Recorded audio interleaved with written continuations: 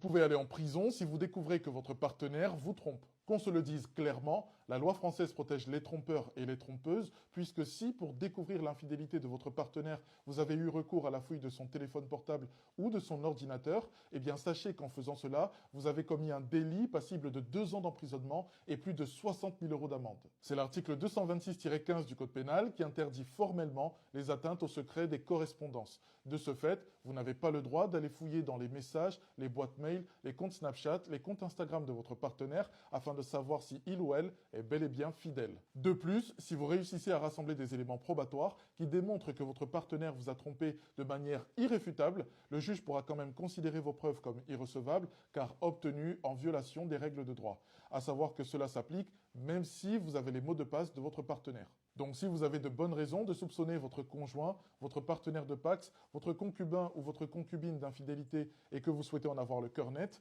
eh bien il faudra lui demander la permission de fouiller dans ses affaires. Messieurs les ministres, la peur, la peur. Voilà l'état de la population de Goma et de l'Est du Congo.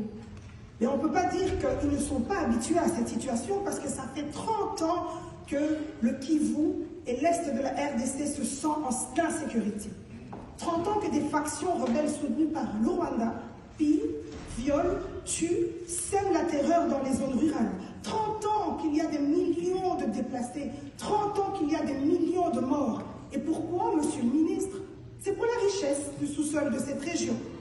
Pour des minerais, monsieur le ministre, oui, vous m'avez bien entendu. Pour que nous puissions rouler dans nos belles voitures électriques, pour que nous puissions utiliser nos smartphones. 30 ans, monsieur le ministre, et nous n'avons voulu rien voir. La communauté internationale est silencieuse.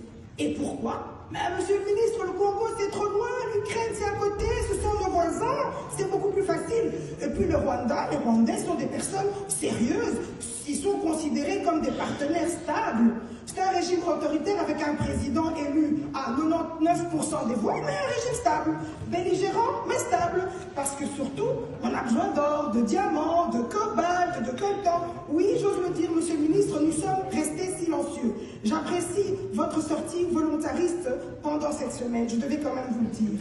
Alors mes questions, comment la Belgique compte-t-elle agir? Quelles sont les solutions diplomatiques qui sont envisagées pour éviter ce bain de sang et sauver cette population qui a trop souffert? Comment la Belgique compte-t-elle faire pression à l'Union européenne pour suspendre ce protocole de coopération sur les matières critiques avec le Rwanda qui sont pillées en RDC? Comment la Belgique va-t-elle faire pression à l'Union européenne pour suspendre la coopération militaire? Alors moi je vais vous parler un peu de ma famille qui est coincée à Goma sans eau et sans électricité, de la